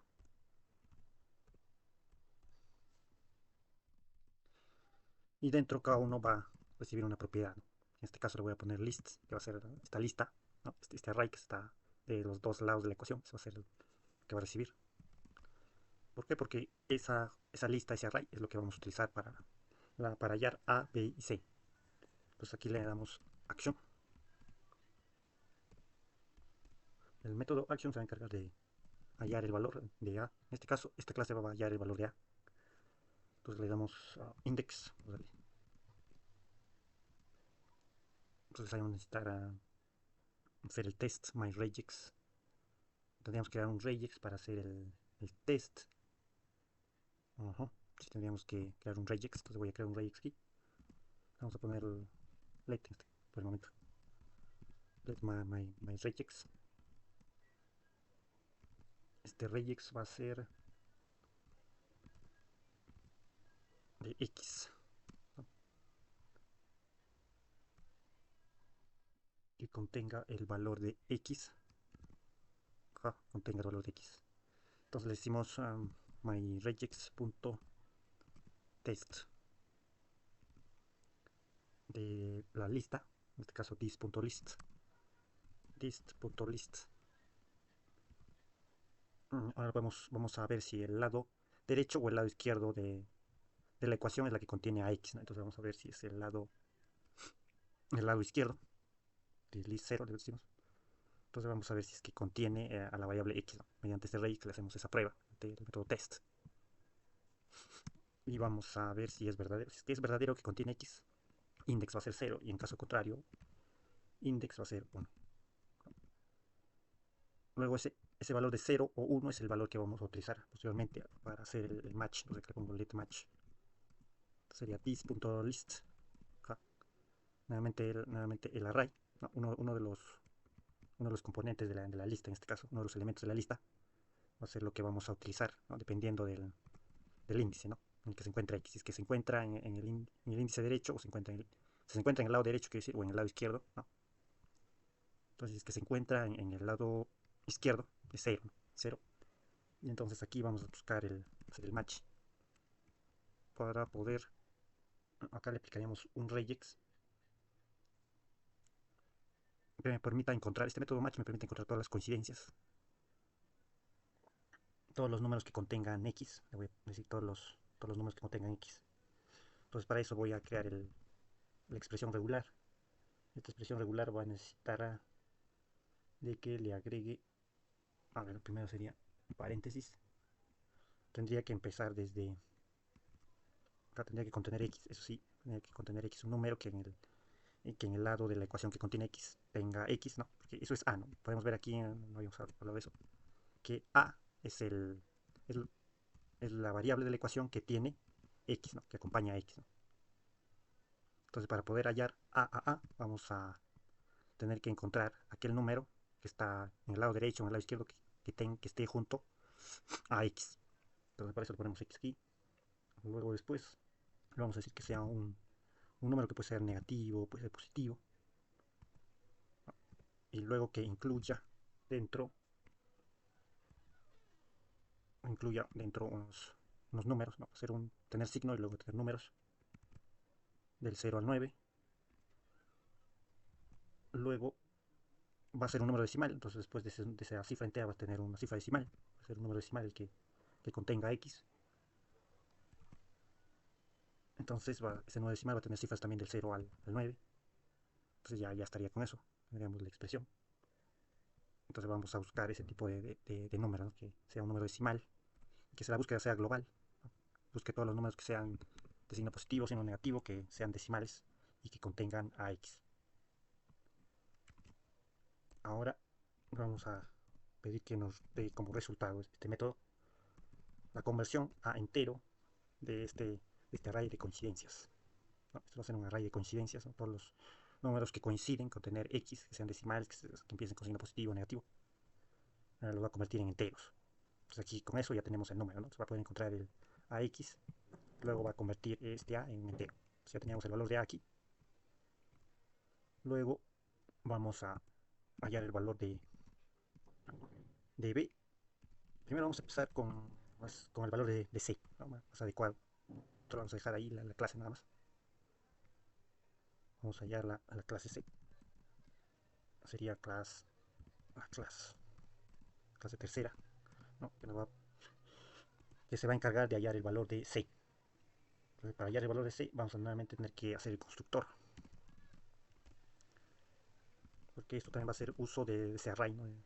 Ese array de los dos lados de la ecuación. Entonces hacemos this.list, lo va a recibir como parámetro. Entonces ahí tengo la lista ya con los dos lados de la ecuación. Luego le genero un método action, el problema puede tener el mismo nombre del método. Este método action, dentro le vamos a hacer primero el test, ver cuál de los dos lados de la ecuación, ¿no? Para poder hallar c sabemos que aquí de la forma general, C no contiene a X, ¿no? Para poder hallar a C, C es el lado de la ecuación que no contiene a X. Entonces eso es lo que vamos a hacer. A ver cuál de los dos lados de la ecuación, cuál de los dos elementos del array no contiene X. Entonces action se va a encargar de eso. Ponemos let index similar como estábamos haciendo en la primera clase. Va a ser myregex.test.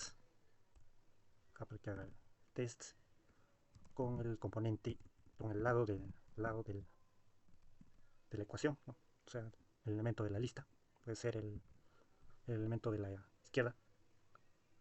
Delete 0, estaría. Entonces ver si es que ese lado contiene a X, ¿no? Si el lado izquierdo de la ecuación contiene a X. Pues para eso pregunto si es verdadero o es falso. Si es verdadero, que tenga 1. Si es falso, que sea 0. Si el lado si el lado derecho, si el lado izquierdo de la ecuación contiene a X, entonces si el lado izquierdo de la ecuación contiene a X, sería el lado izquierdo, ¿no? El lado izquierdo sería donde tenemos el valor de C, ¿no? Y en el caso contrario también sería distinto. Si es que X se encuentra en el lado derecho, no, C se encuentra en el lado izquierdo. Por eso es que le pongo 1 y 0 de esa manera.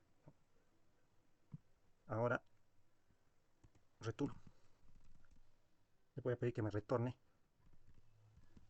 convierta en entero ese lado ese elemento de la lista, ¿no? Que no contiene a X, en este caso.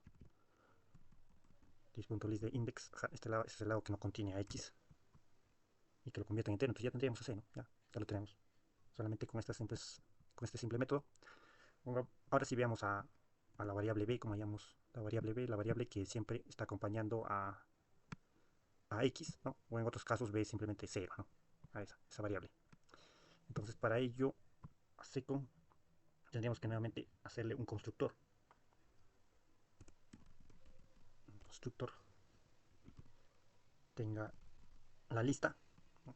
En este caso vamos a usar otro parámetro más. Vamos a poner parámetro. Este parámetro va a ser el valor de la variable, el valor que yo tengo de A, ¿no? Porque si ya tengo el valor de A, entonces voy a poder hallar B, ¿no? Dentro de uno de los lados de las ecuaciones, ¿no? En eso más o menos va a consistir. Entonces para eso el parámetro lo dejo así nada más por el momento.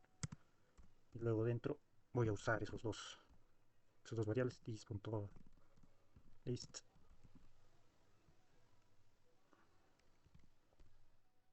y luego el parámetro.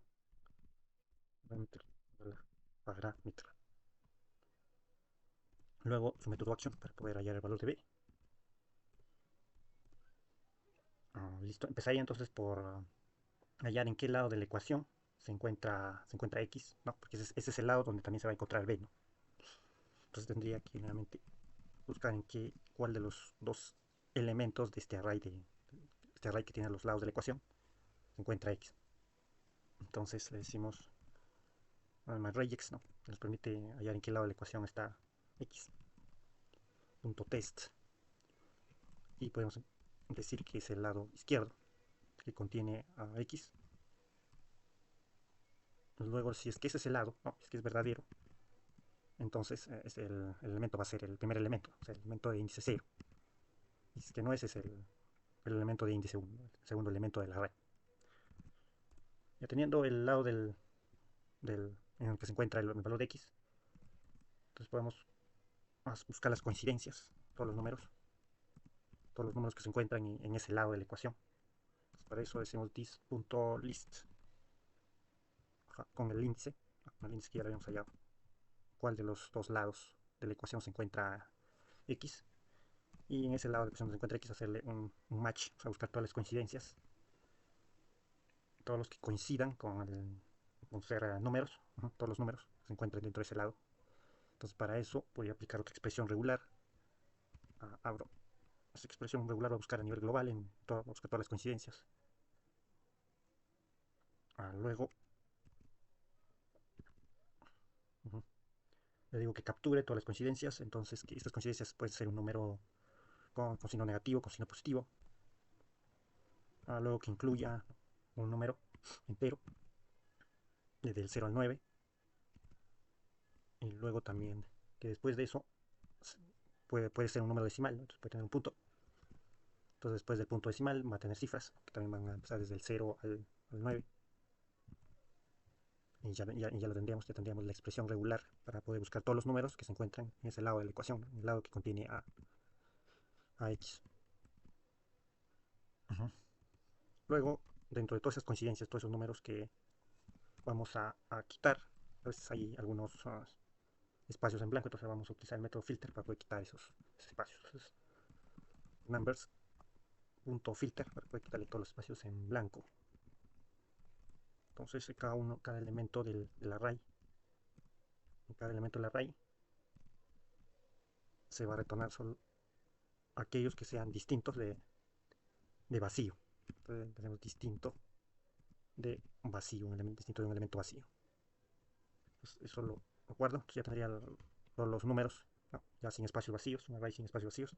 Entonces ahora sí podría convertir a enteros cada uno de esos coincidencias. Entonces para ahí a filter le aplicaría el método map. El método map necesita una función de flecha y el ítem, cada elemento de este array, le vamos a hacer una transformación. Vamos a decir que lo convierta en entero, método parse float, convierta en entero. Entonces me da un array ya convertido. Guardo. Y luego por último le vamos a decir que nos retorne de ese array que ya debe tener obviamente el valor de A y B, ¿no? Le vamos a decir que solamente nos retorne a B. Entonces para eso le podemos decir pero es posible también el caso en que tengamos el caso de aquí, ¿no? Este caso de aquí que ya nosotros lo habíamos en la anterior clase lo habíamos hecho mediante programación funcional, ¿no? No habíamos contemplado este caso de aquí, ¿no? Y luego le hicimos una modificación dentro del componente específico y ya podía también tomarse este caso. Entonces es posible que B también sea igual a 0, ¿no? Entonces en este caso le vamos a hacer vamos a decirle que si ese array obviamente debe tener dos elementos en su interior, ¿no? Uno es el valor de A y otro es el valor de B. Entonces si el tamaño de ese array es igual a 1, pues en ese caso B no existe, ¿no? Porque A obviamente va a existir, ¿no? A obviamente va a existir para poder definir una ecuación de primer grado. Entonces, en el caso ocurriera que solamente el array tenga un solo elemento, solamente contenga A, entonces ahí le vamos a decir que el valor de B es 0, ¿no? Si es un elemento, es 0. En caso contrario, ahí sí le vamos a seguir diciendo, en caso contrario que tuviera dos elementos, entonces a ese array, vamos a ver cuáles los elementos de ese array, pues puede ser el primer elemento de ese array. Si este primer elemento del array es igual al valor de A, ¿no? Valor de A. Entonces, en este caso, el valor de A es el que va a ingresar como parámetro aquí en la línea 19, ¿no? Va a ser el valor de A. Entonces, podemos poner this.parameter, el valor de A, si es que ese elemento de la lista es igual a A. Si es que es igual a A, entonces el valor de B es el otro, ¿no? Es el otro elemento del array. Entonces, decimos que el otro que retorna el otro elemento del array. Ese sí es B. Entonces, decimos converted 1. Ajá. Y caso contrario sería ya el primer elemento del array. Entonces, ya estarían contemplados todos los casos utilizando solamente operadores ternarios, ya no ifs, ¿no? Como habíamos hecho en la programación funcional. Decimos 0, esto lo guardamos, entonces ya lo tendríamos. Entonces ya tendríamos la función que se encarga de hallar A, B y C. Y lo que nos faltaría es, una vez que tenemos ya A, B y C, tendríamos que hallar el valor de X, ¿no? Entonces para eso vamos a crear también una clase, hemos dicho. Total son 5 clases. Una clase que va a tener la tarea de hallar X, le vamos a poner result. Un constructor que va a recibir obviamente los tres valores A, B y C, que luego lo va a poder usar en el método, ¿no? Donde va a poder resolver la ecuación. Pues this.a igual a, le decimos, esto lo this.b igual a b y this.c igual a c. Entonces ya tenemos las tres variables que vamos a utilizar dentro de esta clase. Y en action vamos a resolverla, vamos a hallar el valor de x, ¿no? Mediante la fórmula general que ya teníamos arriba. Entonces le pedimos que nos retorne directamente el valor de x, era xc menos b entre a. Entonces return this.c, o sea, dis.c menos dis.b entre a, entre dis.a. Listo, entonces ya este método nos va a retornar el valor de x. Luego por último vamos a necesitar una función que se va a encargar de imprimir dentro del párrafo el valor de x. Esta sería una función. Mejor sería una función porque, bueno, hemos dicho que era en total 5 clases, son 4 clases. Y esta función es la que, dentro de esta función vamos a crear todas las instancias de estas clases para poder resolver la ecuación. Entonces dentro le vamos a poner la función print. Entonces la función print se va a encargar. Dentro vamos a crear instancias. Ya, primero también le vamos a guardar dentro de esto la ecuación que habíamos capturado en el input tipo text. También la transformación, ¿no?, en el array de los dos lados de la ecuación. Vamos a llevarlo ahí, por x. Ese array lo podemos dejar fuera.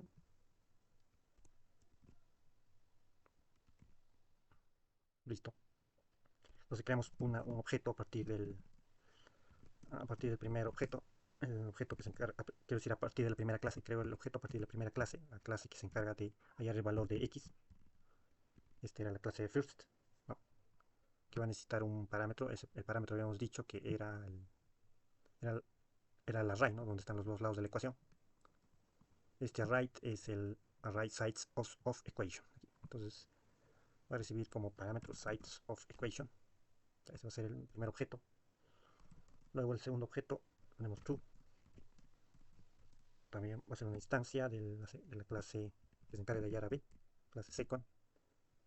Esta clase recibe, en su constructor tiene los dos parámetros, list y parameter.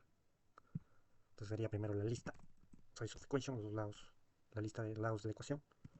Y el otro parámetro era el valor de a, ¿no? El valor de a ya sabemos que lo vamos a obtener de acá, de este método, ¿no?, del método action. Entonces ya tenemos la instancia creada, ¿no?, acá, en la línea 60.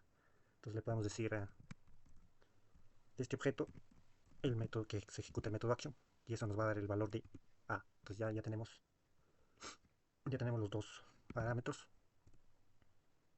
Luego creo un objeto a partir de la tercera clase que se encarga de hallar a b, y va a ser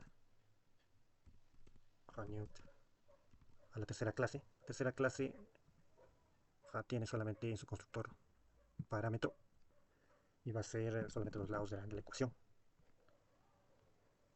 Luego por último vamos a crear una instancia de la clase result para que se encargue de hallar el valor de x. Entonces decimos new result.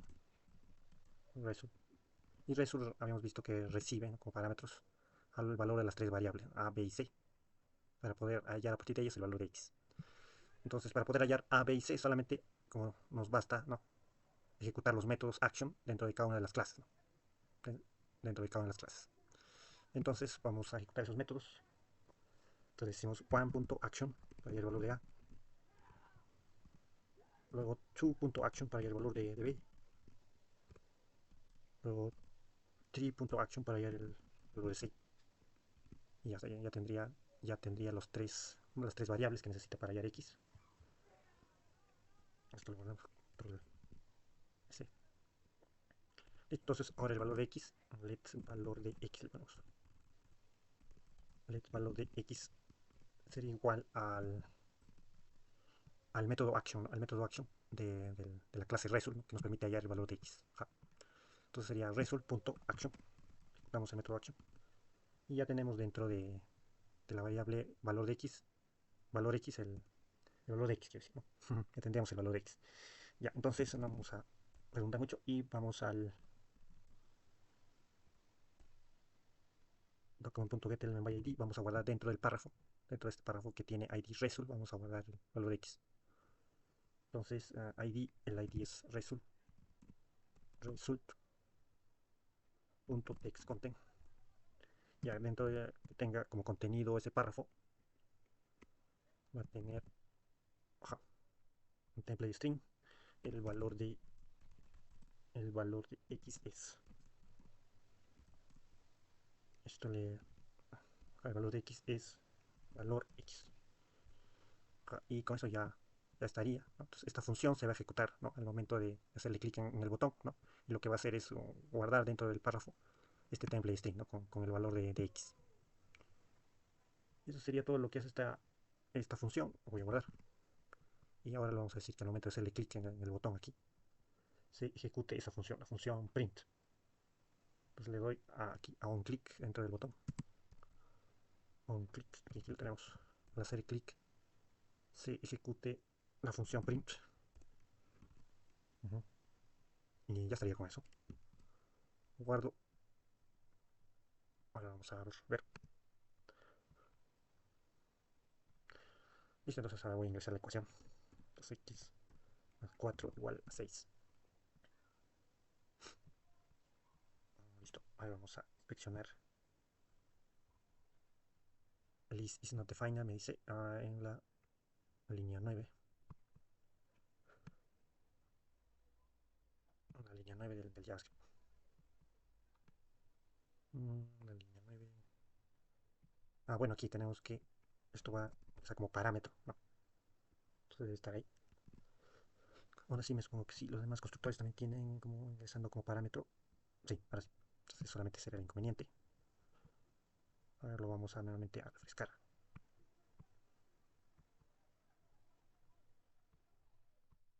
2x más 4 igual a 6. This.list is not a function dentro de la línea 13 ahora. Dentro de la línea 13.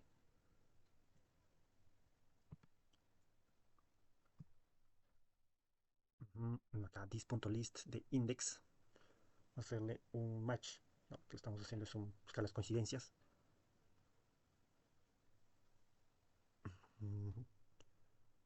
Buscar las coincidencias, eso debería ser this.list.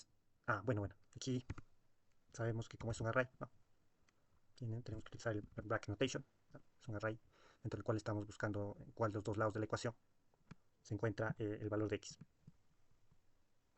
A ver, vamos a ver si en los demás no tuvimos el mismo problema. Sí, es un array, entonces acá también. Luego. Aquí no.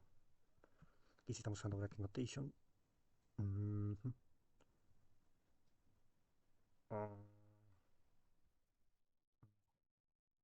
Ya, listo. Me parece que ahora sí ya no hay errores de ese tipo. Nuevamente lo volvemos a refrescar. 2x más 4 igual a 6. Vamos a resolver. Antes de su inicialización tenemos un problema en la línea 63. En la línea 63. 1.action. 1.action, 2.action, 3.action. Cada uno de los sites of equation. Bueno, aquí me parece que está mal, ¿no? Porque esto es una instancia, ¿no? Una instancia, las instancias se escriben con minúscula, ¿no? Mientras que las clases empiezan siempre con mayúscula, la primera letra de mayúscula, ¿no? Entonces ahora sí ya está tomando la instancia correcta. Ahora sí la vamos a nuevamente a refrescar. Así que más 4 igual a 6. Y ahora sí tenemos el valor nos da el valor de x. Entonces ahora vamos a ver si se cumplen todos los tipos de ecuaciones. 2x igual a 8.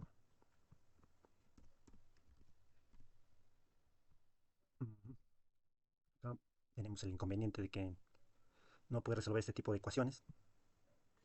Acá el valor de b sería 0. Ahora vamos a ver qué es lo que nos trae como resultado la ejecución del método de acción en todas las clases. Para ver si es que está dando el correcto de A, B y C. Sole.log one.action nos trae el valor correcto de A, el valor correcto de B. Sería 2.action.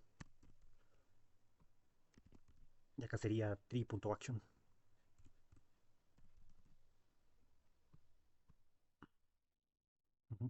Ya lo tenemos. Control S. Y ahora lo vamos a refrescar nuevamente. Vamos a ingresar esa ecuación. 2x igual a 8. Undefined. El valor de b es undefined aquí. y no debería ser así. Entonces aquí hay un problema dentro de la clase que está encargada de hallar el valor de b, ¿no? Esa clase es la clase seco, ¿no? Entonces tendremos aquí el problema. Tendremos el constructor, vamos a ver si lo tenemos bien definido. El constructor listParameter, el parámetro también, el array. Index haciendo el test, preguntándole si es que está en el lado derecho o en el lado izquierdo de la ecuación, buscando las coincidencias con la expresión regular. De manera global, filtrando, convirtiendo a enteros. Y luego tenemos aquí el método convert.length. Ajá, sí, es así, ¿no? Método length, gallina tiene huevo. Entonces aquí ahora sí le damos, guardamos. Y ahora vamos a ver Realmente vamos a volver a hacer la ecuación 2x igual a 8. Y ahí tenemos el valor de x correcto. Entonces pueden ser tanto las formas que habíamos ya pronosticado. 8 igual a 2x puede ser 2x más 4. Y ahí tenemos. Entonces ahí ya tenemos resuelto, ¿no?, el programa para poder resolver ecuaciones de primer grado, pero esta vez aplicando el paradigma orientado a objetos, ¿no?, y aplicando el principio de responsabilidad única, ¿no?, donde cada clase se encarga de poder hallar el valor de A, el valor de B y el valor de C y también el valor de X, ¿no? Y una función dentro de la cual estamos creando, ¿no?, las instancias de cada una de las clases, estamos creando los objetos de cada una de las clases, ¿no? Estamos imprimiendo el valor de X, estamos guardándolo dentro del párrafo. Listo, y eso sería todo. Sería todo por esta clase, me parece.